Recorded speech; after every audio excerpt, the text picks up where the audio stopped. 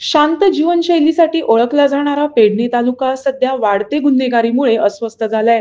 नुकत्याच घडलेल्या गोळीबार प्रकरणाची धग अद्याप ओसरली नसताना आता मोर्शी येथील उमाकांत खोत यांच्या संशयास्पद मृत्यूनं संपूर्ण तालुका हादरला आहे.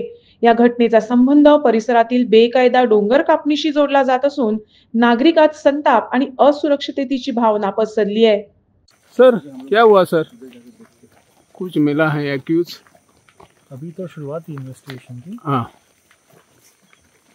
हाँ, किसको वो लेबर मिले हैं वो उसका कुछ इंक्वायरी अभी चालू है। ओके.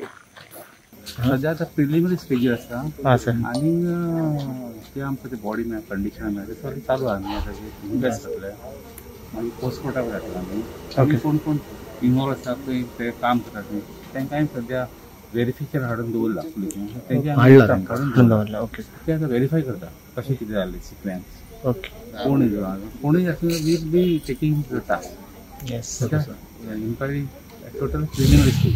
ओके. आम्ही सध्या वरचा वाडा मोर्जी जे सत्पुरुष मंदिर आहे त्याच्या मागे आहोत आणि या ठिकाणी आज दुपारी 1:30 वाजता उमाकांत खोत इथला एक जे स्थानिक आहे त्याची मर्डर झाल्याची घटना घडलेली आहे आणि त्याचा मृतदेह सध्या तुये हॉस्पिटलमध्ये आहे आणि त्यांचे नातेवाईकांनी इशारा दिलेला आहे जोपर्यंत संशयित पकडला जात नाही तोपर्यंत आम्ही मृतदेह ताब्यात घेणार नाही.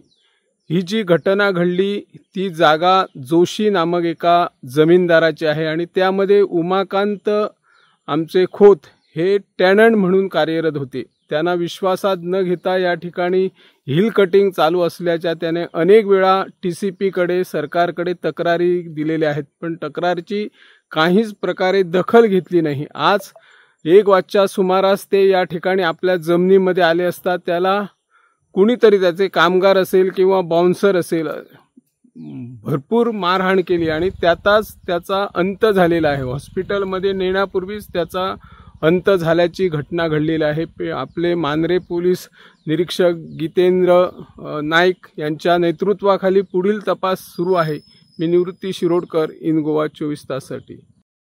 मोर्शी येथील उमाकांत खोत यांच्या जमीन वादातून झालेल्या मृत्यू प्रकरणी